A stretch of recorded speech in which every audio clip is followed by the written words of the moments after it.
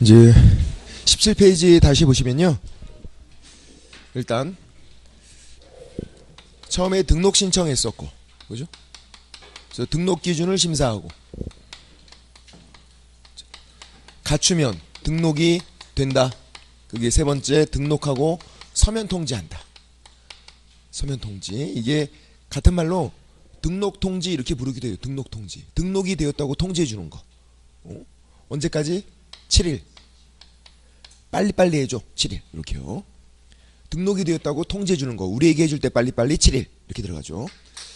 자, 이 서면 통지는 중요한 네 가지 의미가 있어요. 또 얘가 서면 통지를 딱 받으면 이게 등록 통지니까 그때부터 뭐가 되냐면 개업공인중개사가 돼요. 이때부터 등록이 된 거니까. 그 전에는 아니었어요. 서면 통지 받기 전에 중개업하면 무등록 중개업이에요. 등록이 없으니까. 서면 통지 받아야 등록이 된 거고. 그 다음 두 번째, 서면 통지 받고 업무 개시 전까지, 일하기 전까지 업무 보증, 보험을 들어야 돼요. 모든 개업공인중개사가 보험을 들어야 돼요. 보험을 서면 통지 받은 후에 들래요. 그러면 어차피 들 거 미리 들겠대. 등록 신청할 때 그냥 미리 들게, 그냥 그렇게. 이게 안 돼요. 이 보험은 누구만? 개업공인중개사만 들 수 있어요. 서면 통지 받아야 개업공인중개사. 요때부터 보험 드는 게 가능해요. 그 전에는 들고 싶어도 가입이 안 돼요. 못 드는 거예요. 서면 통지 받은 후에, 그리고 업무 개시 전까지. 업무가 개시가 되면 보험이 들려 있어야죠. 사고 나면 보험금 주기 위해서. 그렇게 되는 거고. 세 번째, 서면 통지 받고 업무 개시 전까지, 업무 시작 같은 말이고, 일하기 전까지 인장을 등록을 하래요. 또 아무거나 막 찍으면 안 되니까, 지장 찍고 그러면 안 되니까. 근데 인장 등록은 등록 신청과 같이 할 수 있다. 이렇게 돼 있다고. 같이 해도 되고 안 해도 되고. 인장 등록만 그래요. 두 가지만 질문 드려볼게요. 업무 보증, 보험 드는 거, 등록 신청과 같이 할 수 있다. 그건 X. 보험 드는 건 안 된다고요. 인장 등록만 등록 신청과 같이 할 수 있다. 또 두 번째, 인장 등록, 등록 신청과 같이 해야 한다? X. 같이 할 수 있다. 이렇게 두 가지만 주의하고. 둘 다 마지막이 언제까지냐면 업무 개시 전까지네요. 응? 그러면 업무 개시 시점만 파악하면 되죠. 업무 개시 전까지 하라고 돼 있으니까. 그 업무 개시가 언제냐면 그 다음 단계, 등록증 교부. 등록증을 딱 받으면 그때부터 업무 개시할 수 있어요. 그럼 이제 같은 말이니까, 업무 개시, 등록증 교부 같은 말이니까 여기 있는 업무 개시를 지워버리고 등록증 교부를 집어넣겠대요. 된다고요. 이 두 가지를 언제 하란 얘기냐면, 두 가지를 요때 하란 얘기예요. 등록증 받기 전에. 등록증 받기 전에 보험 들고 인장 등록하면 이제 등록증을 받고 그 다음에 업무 개시하고. 업무 개시 전에 하란 얘기니까 등록증 받기 전에 해라. 그런 말. 그리고 네 번째, 마지막. 등록을 한 후 이렇게 나오는 게 있는데, 서면 통지 받은 거죠. 서면 통지 받으면 등록이 된 거니까 서면 통지 받은 후, 등록을 한 후 업무를 개시하지 않는데요. 뭐 하고 있는 거? 멍 때리는 거. 가만히 있대요. 어디에 포함된다?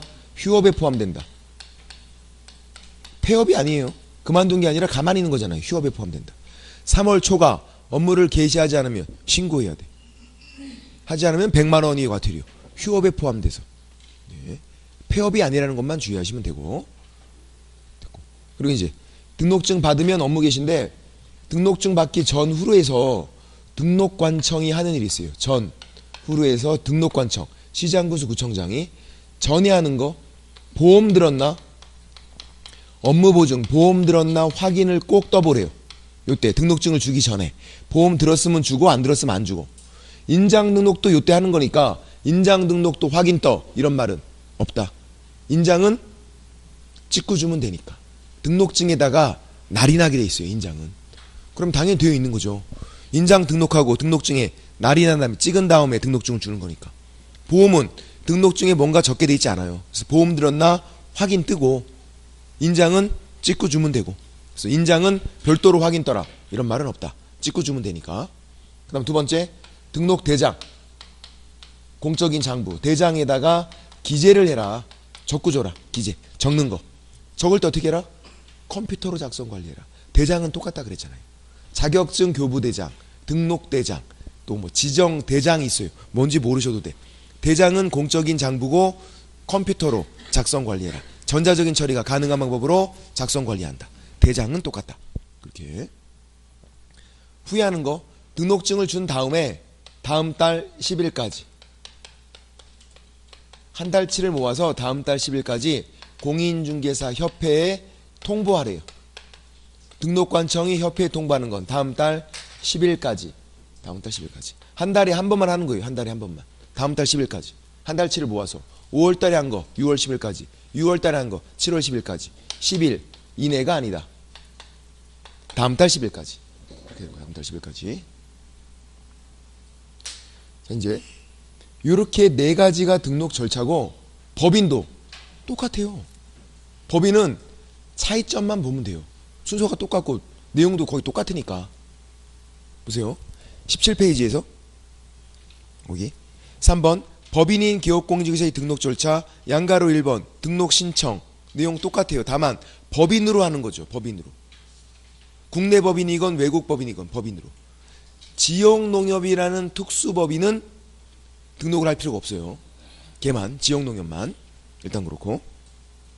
그리고 법인으로 하는 거고 어디 가서 사무소 소재지. 다만 사무소가 본사 주된 사무소. 돈 내는 거 똑같잖아요. 넘겨보시면 등록 기준만 다르고요. 나머지 내용도 다 똑같아요. 우린 뭐만 보면 된다? 법인 등록 기준 18페이지 양가로 2번 등록 기준 심사 별표. 문제는 여기서 나온다. 법인 등록 기준에서 매년 나오는 거니까. 근데 어렵지 않아요. 공인중개사 등록 기준 4가지를 응용을 잘 하시면 돼요. 응용 버전 4가지 응용만. 자, 이제 그러면 18페이지 동그라미 1번 대표자는 공인중개사 대표자 제외 임원 또는 사원이 3분의 1 이상 공인중개사일 것. 대표자 제외 위에다가 포함 X 적어놓고 대표자 포함이 아니에요. 빼고 산정이에요. 제외. 그리고 작년에 2분의 1 이상일 것 X 3분의 1 이상일 것. 어렵지 않죠.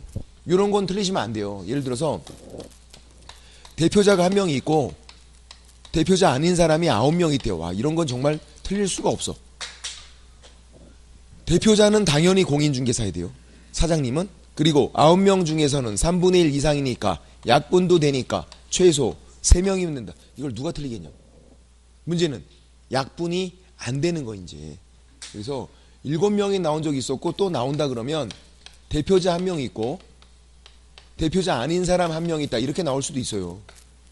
그러면 이제 대표자는 당연히 공인중개사 문제가 안 되고 1명은 곱하기 3분의 1 약분이 안 된다고 짜증나게. 무슨 말? 1을 3으로 나눠라. 나누기 하는 거예요. 0.3 3 3 나누기도 안 된다고 이거. 언제까지 해야 돼 이거. 요거 이상 몇 명이다? 1명이다.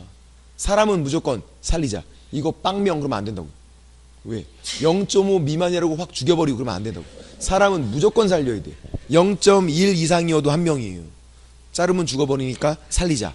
사람한테는 반올림, 사사오입, 오사오입 그런 거 적용이 안 돼요. 무조건 살리는 거예요. 사람은.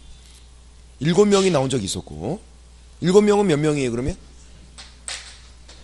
7명이라면 역시 또 약분이 안 되니까 나눠야죠. 2.3 3 3 3 이거니까 이거 이상 그러면 3명 사람은 무조건 살리자. 5명으로 해보시라고 쉬는 시간에. 그 다음 2번은 실무교육이에요. 실무교육 누가 받죠? 대표자 포함해서 임원 또는 사원 전원 싹쓸이 다 받으래요. 내 직책이 이사급이면 다 받아라. 이사급이면 전원 받아라. 다 받는 거예요. 이게 이거 어떻게 나오죠? 이렇게 나와요. 대표자 제외 임원 또는 사원 3분의 1 이상 실무교육 수료할 것 X. 그거는 공인중개사 산정하는 거잖아요. 실무교육은 전원 받아라. 대표자도 받아야 돼요. 왜? 대표 이사거든요. 이사급이거든. 전원 받는 거. 그렇게 되고 3번 사무소는 똑같고요. 사무소는 건축물 대장에 기재가 된 거 되고 기재가 안 됐어도 준공검사 사용 승인 받은 거 되고 가설 건축물 안 되고 무허가 건물 안 되고 사용권 넓게 인정 똑같다고요. 법인도. 그 다음 4번 결격 사유가 없을 것 두 가지로 검토하네. 법인은 법인 자체도 없어야 돼요. 법인도 독립된 사람이거든요. 법인 자체도 없어야 되고 법인을 구성하는 이사급 중에서 한 명이라도 결격 사유가 있으면 안 된다. 법인 두 가지로. 아까 공인중개사를 하면 자기만 없으면 되고 법인은 두 가지로. 법인 자체도 없어야 한다는 게 핵심이에요. 법인도 독립된 사람이기 때문에 이 네 가지는 어찌어찌 하면 응용이 되겠다. 5번, 6번이 더 중요하죠. 응용이 안 되니까. 5번 자본금 5천만 원 이상이 상법상 회사 또는 협동조합 기본법상 협동조합이어야 돼요. 5천만 원 이상이 상법상 회사만 걸리는 거 아니에요? 협동조합도 5천만 원 이상이 돼요. 자본금은 법인을 만들 때 필요한 돈 5천만 원 필요해요. 최소 5천만 원. 주식, 유한, 합자, 한명, 협동조합 어떤 경우든 다 5천만 원 이상이 돼요.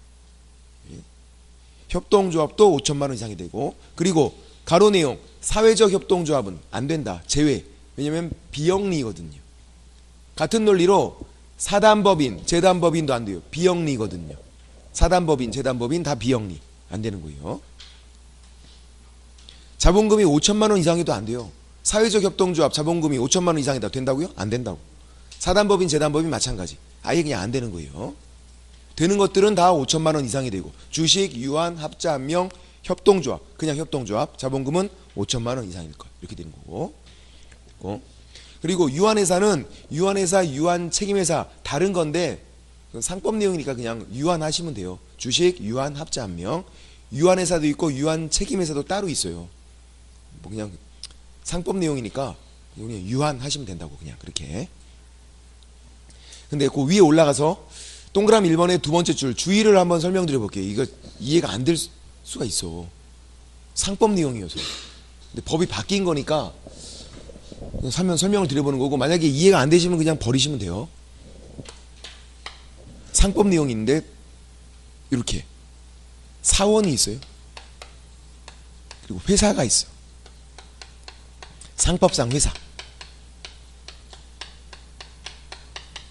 사원은 이사급이죠. 그건 아셔야 돼요. 사원은 이사급이다. 임원, 이사급, 사원, 이사급. 거기까지는. 근데 이 사원이 합자회사, 한명회사, 이 두 회사의 무한책임 사원을 우리가 사원이라고 불러요. 줄여서 그냥 사원 이렇게 부르는 거예요. 합자회사, 한명회사, 두 회사의 무한책임 사원. 무슨 말이냐면 사원을 물어보고 있는데 여기에 주식회사나 유한회사가 보이면 X. 절대로 안 돼요. 사원은 합자회사, 한명회사, 두 회사의 무한책임 사원만 사원이라고 불러요. 근데 회사, 얘는 주식, 유한책임회사, 그리고 합자, 한명 다 된다고요. 상법상 회사는 다 된다. 사원은 합자회사, 한명회사의 무한책임 사원만 되는 거고. 그러니까 사원을 물어보는지 회사를 물어보는지를 잘 봐야 돼요. 이해가 되세요? 뻥치지 마. 이해 안 돼 이거. 상법 내용인데 우리 상법을 배운 적이 없는데. 옛날에는요. 법조문이 사원이라 하면 합자, 한명, 유한회사의 사원을 말한다. 그랬었어요.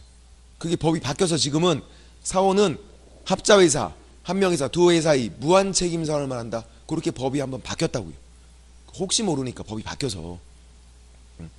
사원 속에 주식회사나 유한회사가 보이면 안 된다. 그러니까 이런 거예요. 어떤 거냐면 임원 또는 사원이잖아요. 어느 회사는 이사급으로 임원이 있어요. 어느 회사는 이사급으로 사원이 있는 거예요. 예를 들어서 주식회사래요. 주식회사는 이사급으로 임원만 있는 거예요. 사원은 없어. 어떤 회사에 임원이란 이사급도 있고 사원도 같이 있고 그런 게 아니라고요. 임원이면 임원, 사원이면 사원만 있는 거예요. 주식회사나 유한회사는 임원이 있는 거예요. 이사급으로. 합자회사, 한명회사는 이사급으로 사원이 있는 거고. 어느 회사에 임원도 있고 사원도 있고 그게 아니라고. 그러니까 이제 사원은 합자회사, 한명회사만 있는 거라고. 아, 이해가 안 돼. 아우.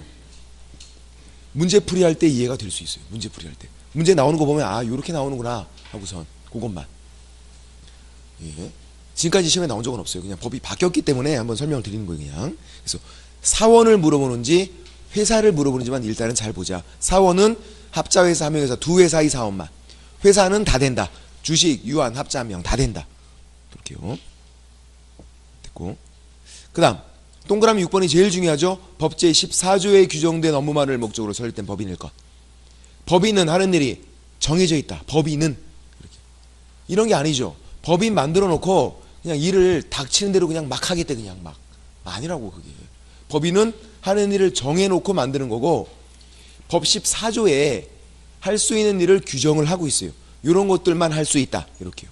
해보면요. 또 먼저 정관에다가 하는 일을 다 적으래요. 밑에 박스에 나와 있죠.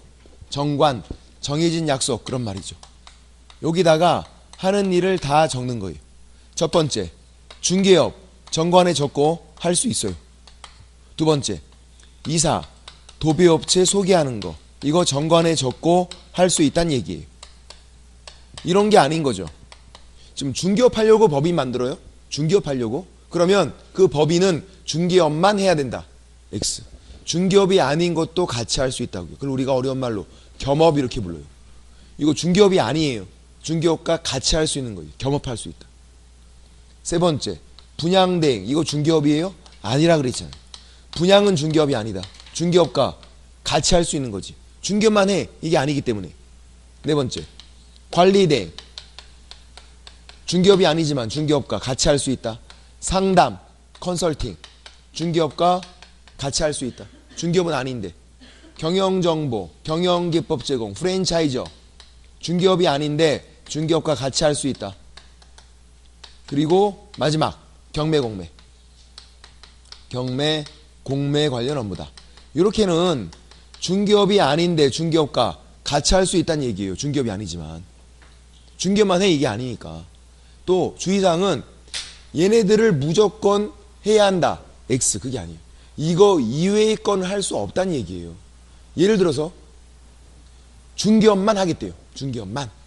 다른 거 안 하고. 돼요. 아니면 중개업이랑 분양대행만 하겠대요. 다른 거 안 하고. 된다고요. 시험 문제가 이렇게 나온 적 있죠. 분양대행, 중개업과 겸업을 해야 한다. X. 같이 할 수 있는 거지 무조건 해야 한다 그게 아니라고요. 안 해도 된다고요. 중개업만 해도 되니까. 이거 이외의 걸 할 수 없어서 감정평가업 못 한다고. 여기 안 나왔잖아요. 대부업, 사채업 그럼 못 한다고. 여기 안 나왔으니까. 그런 것들은 이거 이외의 건 할 수가 없다. 그런 말이에요. 이걸 무조건 다 해라. 이게 아니라. 그런 내용들 나중에 안 헷갈려. 이거 하도 많이 해서 안 헷갈리는데 헷갈리는 거 두 가지가 있어요. 그것만 잘 정리해야 돼. 헷갈리는 것만 계속 헷갈려요. 나중에. 첫 번째 헷갈리는 거. 이사 도배업체의 소개는 할 수 있어요. 중개업과 같이. 문제는 소개, 업 그러면 OX. 제발 O. 제발 O. 언제까지 X라고 할 거야 이제. 제발 O. 제발 O. 업 때문에 X 하지 말자 그랬잖아요. 이게 헷갈린다고 이게. 지금도 헷갈리고 시험장에서도 헷갈려. 그게. 업 때문에 X 하면 안 돼요. 상관없다고 업은. 중개업도 업이 들어가 있잖아요. 소개를 한 번 하건 소개를 여러 번 하건 상관이 없어요. 업은 여러 번 하는 거. 이거. 다음 주에도 또 물어보면 또 똑같아. 거기다 책상에다 적어놔 크게. 업 때문에 X 하지 말자. 분양대행 업 상관이 없고 마찬가지 다 업이 들어갔다고 X 하면 안 된다 그랬어요. 이거. 요거 주의해야 되고. 그리고 두 번째 헷갈리는 건 얘는 뭐만 법인만 이렇다는 거예요. 법인만. 법인 업무. 법인이 하는 일만 이렇다고요. 법인만 이렇게 제한이 있는 거지 개인들은 이런 제한이 없다. 아까 공인중개사로 할 때는 이런 거 안 나왔잖아요. 왜? 이것저것 다 할 수 있으니까. 개인들은 중개사무소에서 여러 가지 다 할 수 있어요. 커피숍도 같이 할 수 있다고. 개인들은. 법인은 안 되지만. 그래서 이건 법인만 그런 거다. 그렇게 됐고 이제 세부적으로 보면 중개업은 아시는 거. 다른 사람을 해 일정한 보수. 중개를 업으로 알고. 이사도비업체의 소개를 한 번 하건 소개를 여러 번 하건 소개하는 것만 된다. 근데 뭐가 안 되냐면 이사업 안 된다. 도배업 안 된다. 이게 왜 안 되는 거죠? 업 때문에 안 되는 게 아니라 소개해 주는 거랑 다르기 때문에. 내가 그 업체를 직접 운영하는 거는 소개해 주는 게 아니잖아요. 그 업체를 소개만 해주래요. 자기가 직접 운영하지는 말고. 그럼 질문 드려볼게요. 개인들이에요? 공인중개사인 기업공인중개사? 개인사업자? 이 사업, 도배업 못하는 거예요? 할 수 있죠. 법인이 못한다는 거지. 개인들은 할 수 있다. 낚이면 안 된다고요. 이건 법인만 그런 거지. 개인들은 나 힘이 남아 돈대. 이삿짐 나르시면 된다고. 도배기술이 있대. 하시면 된다고. 진정한 일타 쌍피라 그랬잖아요. 내가 중개해주고 내가 이삿짐 날라주고 얼마나 좋아. 내가 도배까지 해주고 일타 3피까지. 그 전에 골병 나 근데 너무 힘들어. 얼마나 힘들겠어 그게. 약값이 더 나오니까 그냥 중개만 하자. 그 다음 분양대. 얘는 대상물을 봐야죠. 주택 되고요. 상가 되고, 토지 안 되고, 공장 안 되고, 농업용 건축물 안 되고, 주택 상가만 된다. 항상 대상물을 볼 때는. 그럼 질문 드려볼게요. 주택 상가만 된다 그랬어요? 상업용 건축물은 돼요 안 돼요? 돼요. 이게 뭐야 이게. 되는 거야 안 되는 거야? 안 된다고 하려고 그랬다가 눈치 보니까 되는 것 같아. 된다 이러고 있어. 눈치는 빨라. 된다고. 돼요. 되는 거예요. 상업용 건축물이 상가거든. 같은 말이잖아. 상업용 건축물이 상가는 같은 거라고. 농업용 건축물, 공업용 건축물 그렇게 나오면 안 되는 거고, 상업용 건축물은 상가랑 같은 거예요. 되는 거예요. 그리고 관리 대행이 제일 골 때린다 그랬죠. 얘는 임대관리 되죠. 임대관리, 등관리 대행 이렇게 돼 있거든요. 그래서 이거 할 수 있어요. 임대업은 안 돼요. 임대업 법에 안 나왔어. 여기 지금 안 나왔잖아요. 임대업은. 법인은 임대업 안 된다고요. 개인은 할 수 있어요. 이거는 개인은 법인만 그렇다는 거니까. 또 관리업도 안 된다 그랬죠. 여기 안 나왔으니까. 법인은 임대업, 관리업 그런 거 안 된다고. 여기 안 나왔다는 이유로. 근데 요건 되죠. 임대업 안 되고 관리업 안 되는데 두 개를 더했더니 임대, 관리가 되고 요거는 된다. 임대 관리는 된다. 그래서 이해가 잘 안 된다. 임대업 안 되고 관리업 안 되는데 두 개 더했더니 또 되고. 그러니까 이해가 안 되니까 어떻게 하자? 말이 짧은 것만 제끼자 했던 거 우리가. 임대업 X, 관리업 X. 왜? 말이 짧으니까 건방지거든. 그러면 제 표정도 좀 건방져 보여야 되는데 이거 임대업 X, 관리업 X 안 된다고. 그러나 임대관리 그럼 된다 그랬잖아. 말이 긴 거는 된다. 건방지지 않으니까. 관리대행 되고. 말이 짧은 것만 그냥 임대업 X, 관리업 X. 건방지니까. 표정도 좀 건방져 보이지 않나요? 주의사항은 뭐다? 임대업 그러면 안 된다 그랬어.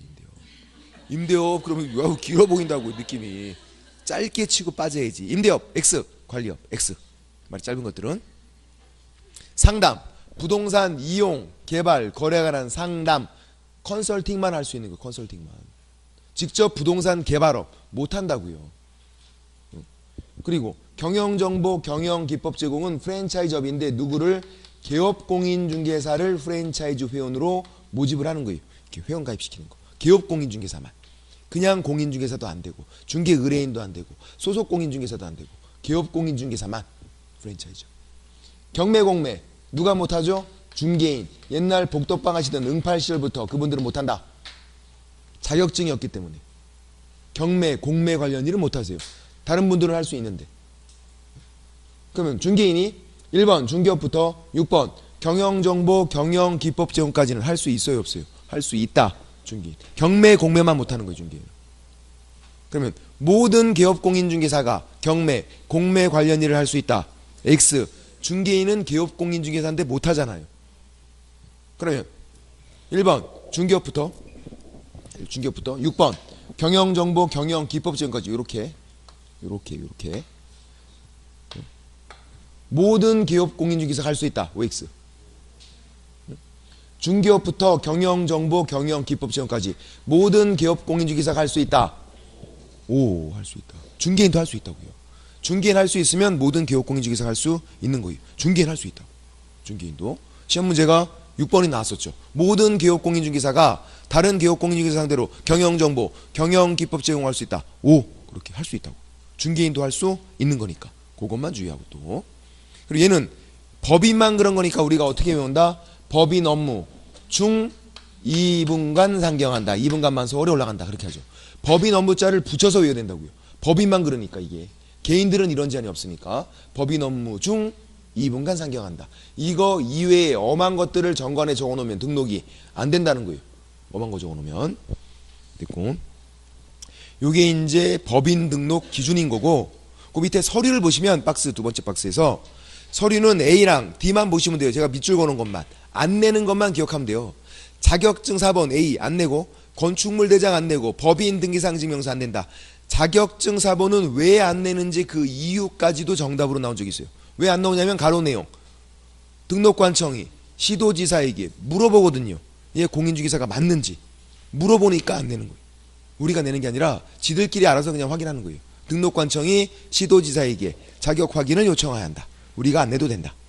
그리고 건축물 대장, 법인 등기상 증명서도 안 낸다. 공무원이 인터넷으로 본인이 확인 뜨면 되니까.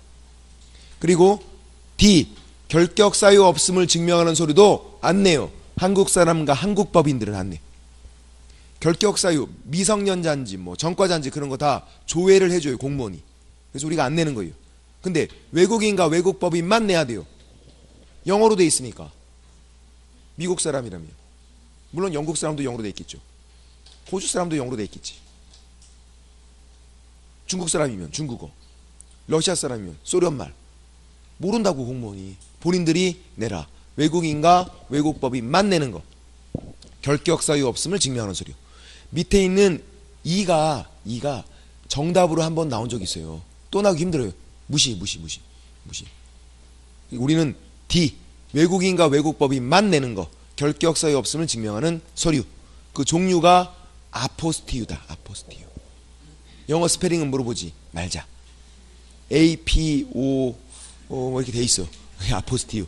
그거 불어 같기도 하고. 그게 외국인과 외국 법인만 내는 거. 결격 사유 없음을 증명하는 서류. 한국 사람과 한국 법인은 안 낸다. 자격증 4번, 건축물 대장, 법인 등기상 증명서는 등록 신청할 때 절대로 안 내는 거예요, 그냥. 근데 결격 사유 없음을 증명하는 서류는 외국인과 외국 법인은 낸다고요. 한국 사람과 한국 법인이 안 내는 거고. 됐고.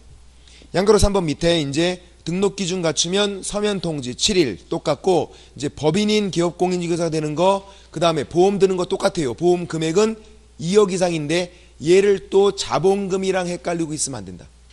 자본금인지 보험금인지 헷갈리면 안 돼요. 자본금 뭐 있는데요? 자본금은? 자본금은 법인 처음 만들 때 필요한 돈. 그게 주식, 유한, 합자, 함명, 협동조합, 자본금 전부 다 5천만 원 이상이어야 되잖아요. 자본금. 법인 만들 때 필요한 돈. 근데 보험금은요? 그렇게 법인을 만들었대요. 그 법인이 중개업을 하려고 보험을 또 들어야 돼요. 보험을 별도로 가입해야 돼요. 보험을. 근데 보험 들 때 개인은 1억인데 법인은 2억 이상이다. 보험 금액은. 자본금인지 보험금인지 헷갈리면 안 된다. 자본금은 법인을 처음 만들 때 필요한 돈. 5천만 원으로 법인을 만들었대요. 중개업 할 거 아니에요. 중개업 할 때 보험을 또 들라고요. 보험 가입할 때는 2억 이상 가입해라. 법인은. 개인들은 1억인데 법인은 2억 이상. 이렇게. 등록증 받으면 업무 개시. 똑같다. 똑같고. 옆에 19페이지에서 박스 보시면 등록관청이 다음 달 10일까지 협회에 통보하는 거. 누가 누구에게? 등록관청이 협회에게 다음 달 10일까지. 나중에 나오지만 관청끼리, 지들끼리면 지체 없이 통보해요. 근데 등록관청이 협회에 통보하는 건 한 달치를 모아서 다음 달 10일까지. 관청끼리다. 그럼 지체 없이라고 돼 있어요. 누가 누구에게 통보하는지도 잘 봐야 된다고요. 등록관청이 협회하는 거다. 국장 통보 X 나온 적 있었죠. 그 밑에 시도지사에게 통보 X 같이 적어놔요. 시도지사에게 통보하는 것도 아니에요. 등록관청이 협회에게 다음 달 10일까지. 1번부터 6번까지를 통보해 주는 건데 개업공인중개사에게 변화가 생기면 통보한다. 그런 말이고, 6번 밑에 주의를 볼게요. 주의. 통보하지 않는 거. 행정, 형벌, 자격 취소, 자격 정지 세 가지는 모르니까 통보를 못 해줘요. 행정, 형벌, 징역, 벌금 누가 하죠? 법원에서 해요. 등록관청이 한 게 아니니까 몰라요. 자격 취소, 자격 정지 누가 하죠? 시도지사가 해요. 모르니까 통보를 안 해요. 위에 있는 동그라미 5번 등록 취소와 업무 정지는 누가 있죠? 등록관청이 있어요. 통보해 줄 수 있잖아요. 지가 한 거니까. 행정, 형벌, 자격 취소, 자격 정지는 모르니까. 보험 등거는 협회 가서 공제 가입해서 협회가 더 잘 알고 있다. 통보를 안 해줘도 돼요. 행정, 형벌, 자격 취소, 자격 정지는 모르니까 등록관청이 지가 한 게 아니어서. 행정, 형벌은 법원이 했고 자격 취소, 자격 정지는 시도지사가 했고 보험 등거는 협회가 더 잘 알고 있다. 굳이 통보를 안 해줘도. 이렇게 보시면 되고, 이제 문제는 이게 문제예요. 이 법인 등록 기준에서 문제가 두 가지 형태로 나온다는 거. 두 가지 형태로 해볼게요. 작년에는 이렇게 나왔어요. 작년에는 등록 기준 설명으로 옳은 것은 이렇게 나왔어요. 어떤 문제? OX 문제. 옳은 거 찾는 거잖아요. 옳은 거. OX를 판단해봐. 문제. 1번. 이런 질문이에요. 1번. 대표자 공인중개사. 대표자 빼고 제외하고 임원 또는 사원 이사급들 중 2분의 1 이상이 공인중개사일 것. OX. 네? 2분의 1 이상이에요? X. 설명이 틀렸잖아요. 설명이. 이건 O, X를 판단하는 거니까 3분의 1 이상 공인중개사일 것. 이렇게 나와 있어야지. 작년에 이렇게 나왔다고요. 근데 이런 문제예요. 이제 다음 중 등록을 할 수 있는 법인은 이렇게 나왔어요. 할 수 있는 법인은 어떤 문제죠? 사례 문제. 등록을 할 수 있으려면 충족을 해야 된다. 충족을 해야 등록이 될 거 아니에요. 이거는 OX를 판단하는 게 아니라 1번부터 5번까지 법인들이 쭉 나오는데 이 법인들이 등록을 할 수 있나 없나를 판단하는 사례 문제라고. 문제 형태가 달라요. 이제 이런 문제. 1번 지문. 대표자 공인중개사고 대표자 빼고 임원 중에서 2분의 1이 공인중개사래요. 임원 중에서 2분의 1이 공인중개사인 주식회사다. 이렇게 나왔어요. 응? 이제 이 주식회사가 등록을 할 수 있나 없나를 판단하는 거죠. 주식회사 괜찮네? 그죠? 임원 중에서 2분의 1이 공인중개사래요. 괜찮잖아요. 이건 등록이 되지. 충족을 했잖아요, 이거. 충호. 그럼 맞다, 이거는. 등록이 안 되지 않잖아요. 더 많은 건 상관이 없지. 사례 문제에서는. 아니면 뭐 전원이 공인중개사래요. 등록될 거 아니에요. 상관없잖아요. 3분의 1 이상이면 되는데 2분의 1이면 더 많은 거니까 이건 상관이 없는 거다. 그러니까 문제 형태가 다른 거잖아요. 어떤 문제인지 잘 봐야죠.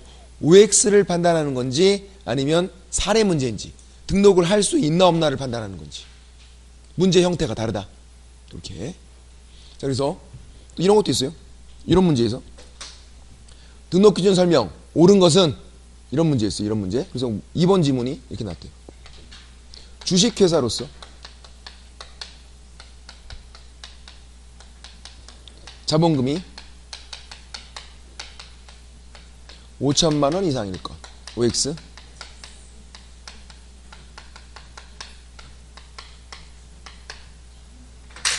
이것도 틀렸다. 주식회사로서 이렇게 나면 안 된다고. 이게 틀린 거예요. 이게. 상법상 회사 또는 협동조합 다 나와야 돼요. 주식회사로서 다른 거 안 된다는 얘기예요? 다 되잖아요. 설명이 틀렸잖아. 이런 문제 있어. 옳은 것은 물어봤을 때 얘는 꼬투리를 잡을 게 있잖아요. 뭔가 틀렸다 이게. X. 주식회사로서 그러면 안 된다고. 상법상 회사 또는 협동조합 다 되는데 주식, 유한, 합자, 함명, 협동조합 다 되는데 주식회사로서 그러면 다른 회사 다 개무시한 거 아니에요? 안 된다고. 근데 작년에 이렇게 나왔다고요. 작년에 어떻게 나왔냐면 주식회사인 경우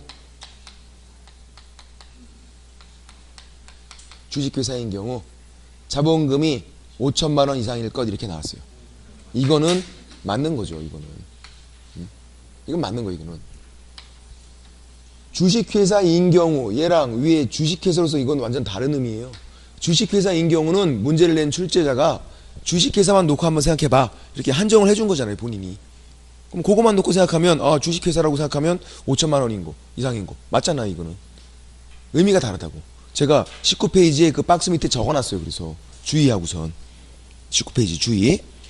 설명 중 옳은 것은 1번 주식회사로서 자본금 5천만 원 이상일 것. 이건 틀렸다고요. 주식회사로서 그러면 안 된다고. 다른 회사도 다 되니까. 그죠? 근데 2번처럼 주식회사인 경우 이렇게 하면 출제자가 주식회사만 놓고 생각을 해봐 이렇게 한정을 해줬으니까 본인이 그때는 이건 맞는 거라고요. 치사하다고. 그래서 옆에 적어놔야 돼. 치사 빤스. 아유. 나중에 문제를 또 더 풀어보시면 충분히 적응이 돼요. 어떤 문제인지. 문제가 조금씩 이제 발전해서 어려워지겠다고. 그런 거고. 그렇게 보시고.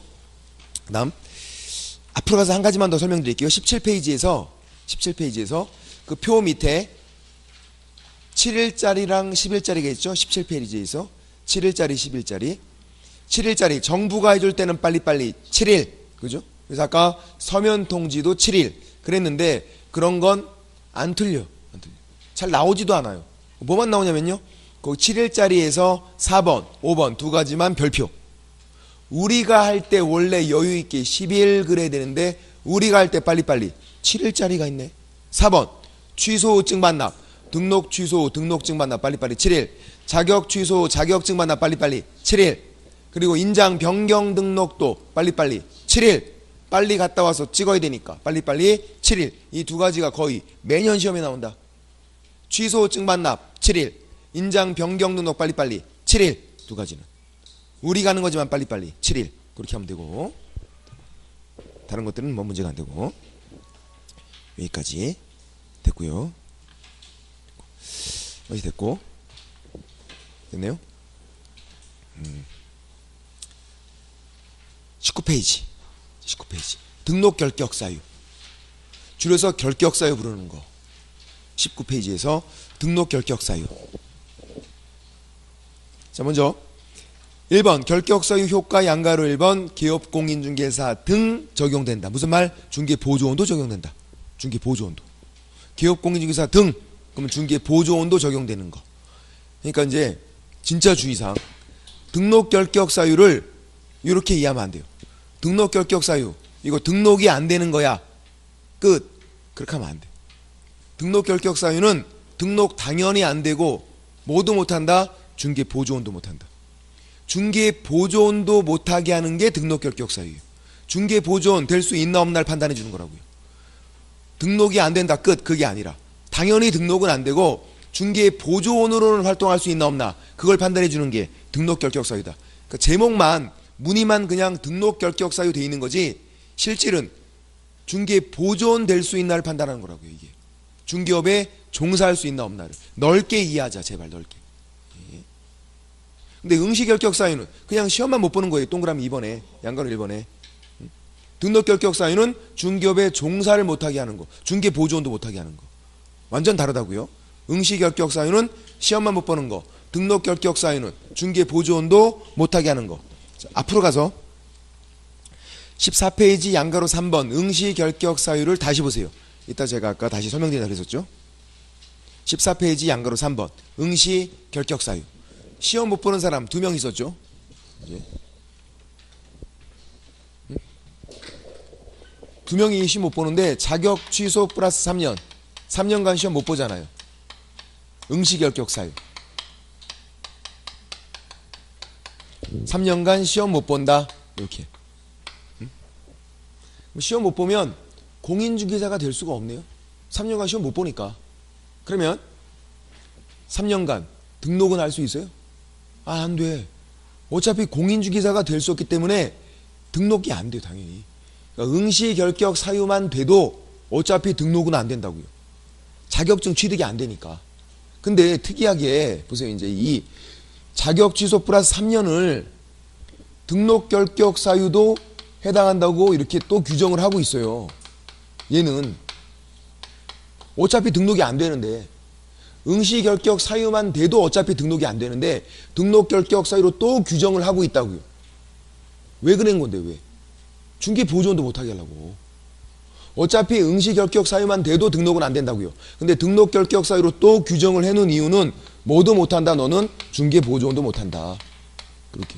그러니까 등록 결격 사유를 등록만 안 된다 이렇게 이해하면 안 된다고요. 등록 결격 사유는 중개 보조원도 못하게 하는 거다. 얘는 중개 보조원도 못해요. 그래서 3년간 시험도 못 보고 3년간 중개 보조원도 못하고 완전히 다른 거예요. 다른 거. 뭐는 된다 그랬는데 학원 다니는 건 된다 그랬어. 학원 다니는 거. 공부는 해서 3년 뒤에 시험 봐야 될 거 아니야. 일단은. 그죠? 1년에 한 과목씩 처음에 민법하고 학개론하고 그 다음에 이제 같이 하면 되겠지. 2차는 먼저 할 필요 없잖아요. 법이 바뀌니까요. 붙겠죠 그러면. 그건 되고 다른 거 안 된다.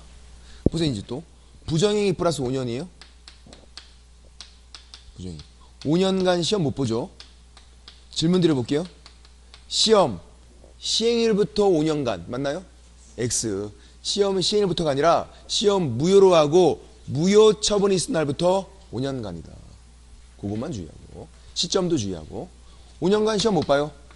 공인중개사가 될 수 없어. 5년 동안. 그럼 얘는 5년 동안 등록할 수 있어요 없어요? 5년 동안 등록. 안 되죠. 왜 안 되죠? 아니, 자격증 취득이 안 되는데 어떻게 등록이 되냐고요. 응시 결격 사유만 돼도 어차피 등록은 안 돼요. 얘 이제 등록도 안 되고 하니까 뭐 하고 싶냐면 중개 보조원하고 싶대. 그게 된다라는 거예요. 등록 결격 사유 아니거든요. 중개 보조원으로 활동할 수 있다.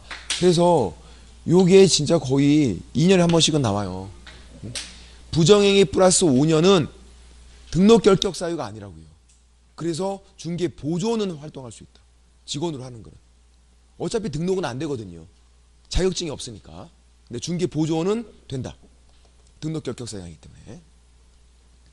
그래서 결론은 등록 결격 사유를 어떻게 이해하자? 넓게 이해하자. 단순히 등록이 안 되는 거다 끝. 그렇게 이해하면 절대로 안 된다고요. 중개 보조원도 못하게 하는 거다. 중개 보조원도. 자격 취소 플러스 3년만 중복이 돼 있고 응시 결격 사유도 되고 등록 결격 사유도 되고 그거 한 가지만 됐고 다시 돌아와서 19페이지 양가로 2번 양가로 2번 등록 전에 결격 사유 있다면 등록이 거부되죠. 19페이지 양가로 2번에서 가로하고 등록 기준 적어놓고 등록 기준이기 때문에 그렇죠.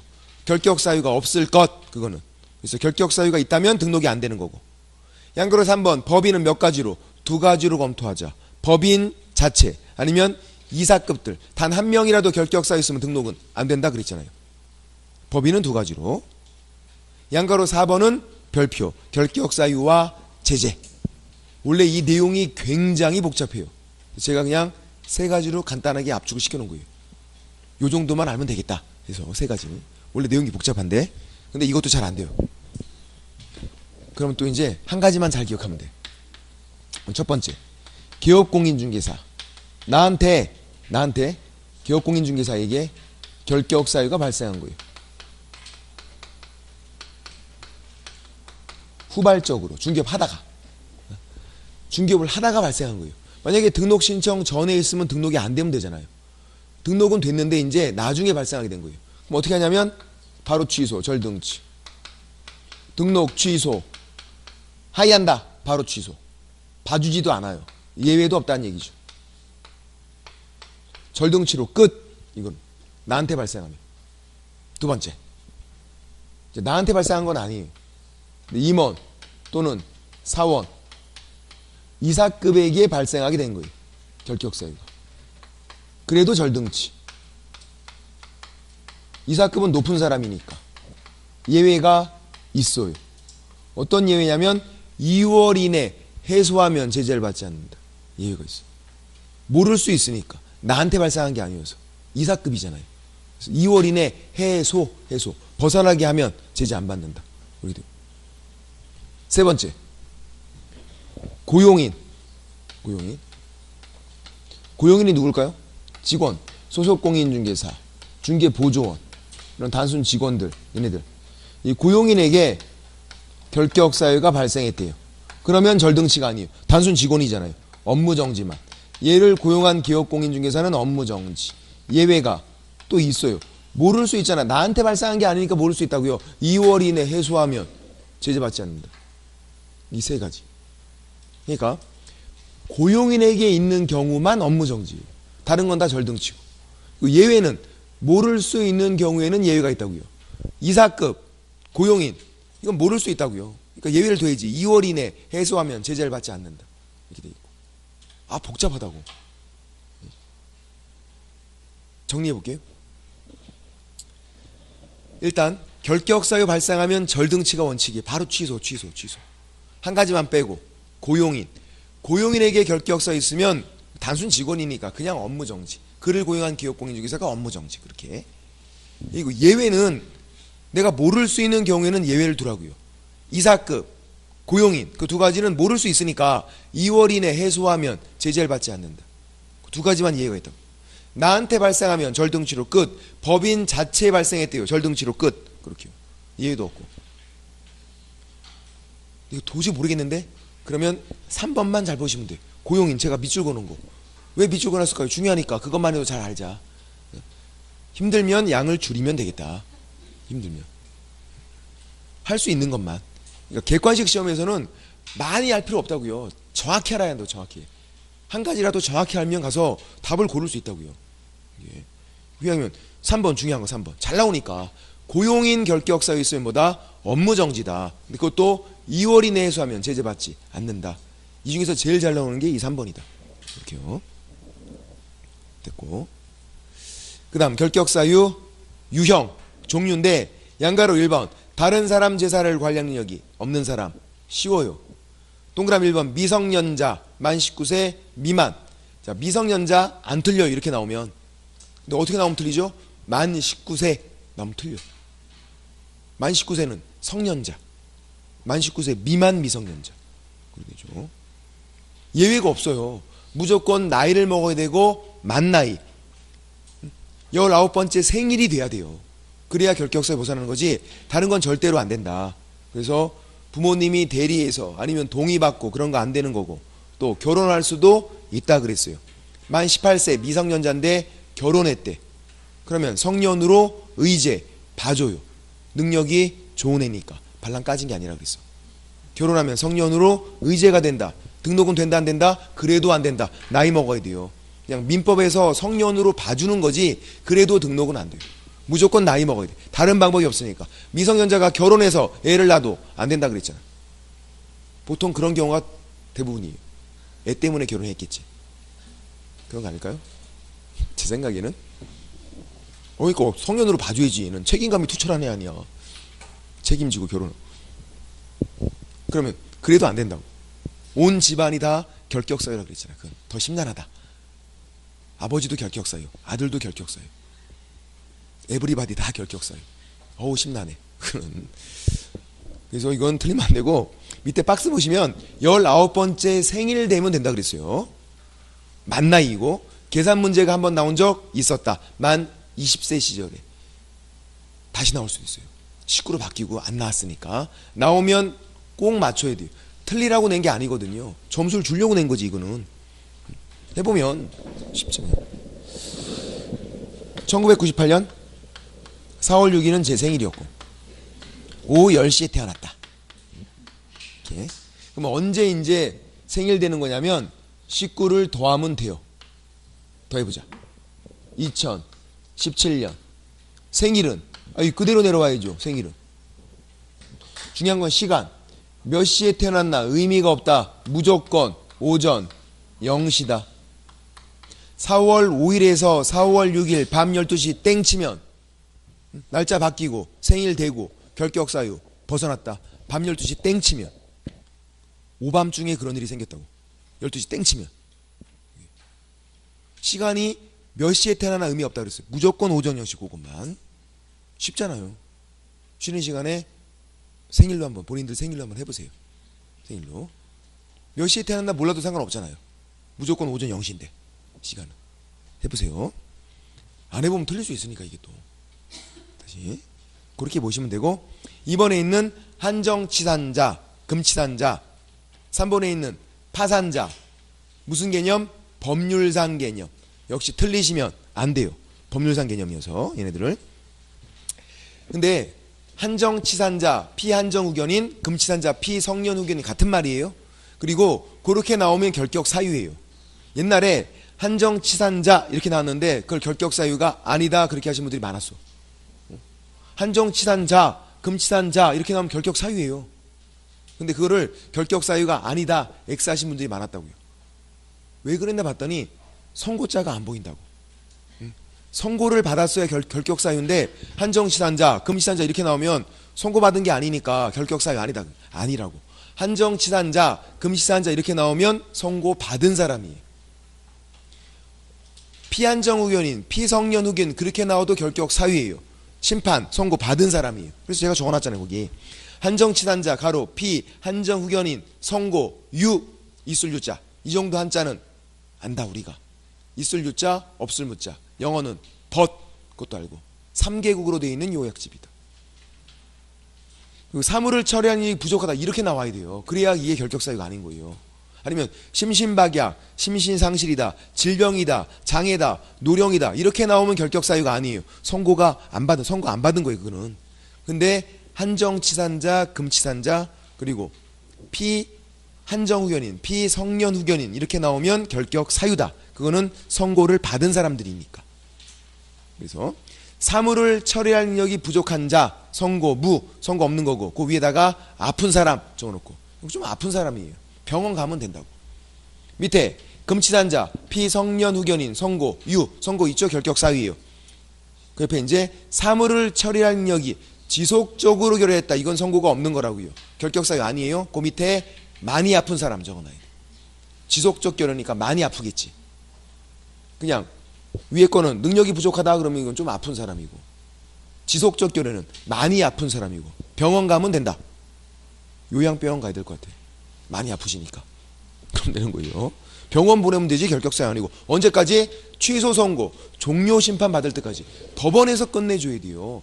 사실상 개념이 아니라 법률상 개념이니까. 질문 드려볼게요. 이거 맞추면 쉬어요. 맞출 거야. 한정치산자가 제정신으로 돌아왔대요. 정신이 딱 돌아온 거야 이제. 퇴원했어 이제. 결격사유 벗어난다. 맞췄어요. 정신이 돌아와야지. 취소 선고, 종료 심판 받아야지. 정신 왔다 갔다 하는 중요하지 않다. 그것만 틀리시면 안 돼요. 이런 것들은. 좀 쉬었다가 파산자부터 다시 한번 설명드릴게요. 좀 쉬겠습니다.